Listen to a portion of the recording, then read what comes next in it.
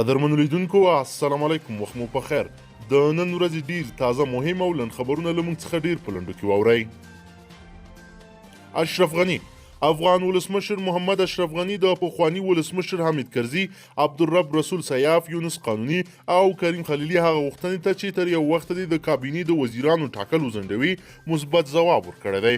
د ولسمشر سلاکار وحید عمر وایي چې د مشرانو او سیاسي رهبرانو په غوښتنه ولسمشر غني سپارښتنه کړې چې د کابینې په اړه ټاکنې د 5 ورځې ودرېږي څو د سیاسي خبرو لپاره زمینه برابره شي.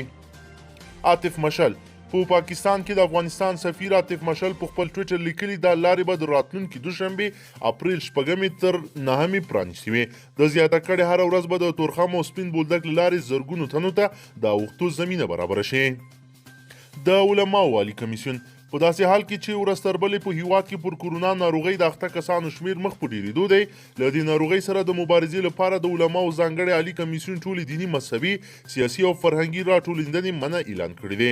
د دغه کمیسیون غړو نن د هیواد د حج او اوقاف وزارت د استازو په ګډون په کابل کې د یوې غونډې پر مهال د فتوا په صادرولو سره له خلکو غوښتل چې له دې وروسته دې لمونځونه په خپلو کورونو کې کوي او جوماتونو ته دې له تللو ډډه وکړي. دغه علماو ویل چې فتوا یې د قرآن او حدیثو په رڼا کې صادره کړې. دوی ویلي هغه کسان چې له کورونا ناروغۍ څخه مړه کیږي باید د ډیر کم شمیر خپلو خپلوانو په حضور او ځانګړو تدابیرو له مخې خاورو ته وسپارل شي. طالبان وایي چې امریکا په ځلونو په ډیر ښکاره ډول هغه هوکړې سرغړونه کړې ده چې د دواړو لورو ترمنځ د روان کال د فبرورۍ میاشتې په 9 په دوحه کې لاسلیک شوه. طالبان په یو خبره کړې اعلامیه کې ویلي چې دوی له امریکا سره تر اوسه پورې په خپلو ټولو ژمنو عمل کړی او ان په ځینو برخو کې نرمښت هم ښودلی دی. طالبان وایي امریکایان ورسره هوکړه کړې چې د طالبانو تر کنټرول لاندې سیمو کې به عملیات نه ترسره کوي. چاپي به نه وهي، په لومړي سر کې به یې 15,000 بندیان خوشي کېږي او له هغه وروسته به په بین الافغاني خبرو کې پر دایمي اوربند او نور مسایلو خبر کیږي چې تر اوسه پورې امریکایي لوري د هوکړې دغه موارد نه دي عملي کړي. د لغمان روغتیایي چارواکي وایي په دغه ولایت کې پر کورونا وایرس اخته ناروغ تر درملنې وروسته کور ته ولېږل شو. د حضرت بلال په نوم دغه 70 کلن سړی چې شاوخوا 10 ورځې مخکې د کورونا ټیسټ مثبت ثابت شوی و، په مهترلام ولایتي روغتون کې تر 10 ورځني قرنطین او معالجې وروسته د ننګرهار په لابراتوار کې وروستي ټیسټونه منفي ثابت شول او نن د اوري په 18 د روغتیا پالانو له لوري له قرنطین څخه خلاص او خپل کور ته ولېږل شو. فرانسه د فرانسې امنیتي چارواکي وایي د دې هیواد په سویل ختیځ کې 2 کسان د یو بریدګر د چړې په ګزار وژل شوي او 15 نور ټپیان دي. د دې هیواد د کورنیو چارو وزارت او ترهګریز برید بللی. عین شاهدان وایي بریدګر ګرنوبل سره نږدې د رومانس ښار کې د تمباکو جوړولو یوې کارزي ته ننوت او د دې کارزي مالک او مشتریان یې په چړو وهل. له دې وروسته هغه نږدې یوې بلې هټۍ ته ورغلی او پر خلکو یې ګزارونه کړي. د فرانسې د رسنیو په خبره په دې تړاو پولیس یو 33 کلن کس نیولی چې اصلا سودانی دی. پاکستان د پنجاب ایالات عالی وزیر عثمان بزدار وایي د هغه ایالات په 33 ولسوالیو کې 10,633 تبلیغیان قرنطین شوي دي چې په هغوی کې 296 کسان پر کورونا وایرس اخته شوي دي. نوموړي په خپل ټویټر لیکلي چې په دې ایالات کې پر کووډ 19 د اخته کسانو شمیر 1133 ته رسیدلی چې تر روغتیایي څار لاندې دی. پاکستان د کورونا وایرس د مخنیوي په خاطر ټول تبلیغیان په هغو جوماتونو کې قرنطین کړي چې دوی ته د تبلیغ لپاره ورغلي دي. په ټول پاکستان کې تر دې دمه پر کورونا وایرس 2940 کسان اخته شوي دي. سیاسي مشران د هیواد یو شمیر سیاسي مشران چې هڅه کوي د ډاکټر عبدالله او ولسمشر غني ترمنځ جوړجاړی رامنځته کړي وایي د تفاهم او همکارۍ لپاره د دوی هڅې ښې پر مخ روانې دي.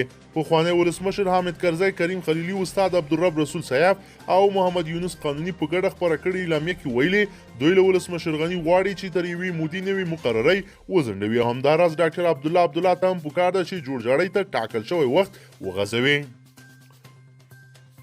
اسیا بانک د آسیا پرمختیایي بانک په خپل تازه ریپورټ کې په شل کال کې د افغانستان اقتصادي وده 3% اټکل کړه. دغه ادارې په خپل تازه راپور کې ویلي افغان حکومت باید پر بهرنیو مرستو تکیه کمه کړي او د ځان بساینې په لور د ګام اوچتولو په خاطر خپل کورني عواید هم ډیر کړي. د کورونا پر وړاندې مبارزه له کورونا سره د مبارزې لپاره له 9 مرکزي او سویل ختیځو ولایتونو پکتیکا، لوګر، ارزګان، بامیان او دایکنډي هر یو ولایت ته 10 میلیونه افغانۍ، غزني، خوست او پکتیکا ولایت ته 8 میلیونه افغانۍ او کندهار ولایت ته 100 میلیونه افغانۍ ځانګړي او لیږدول کیږي.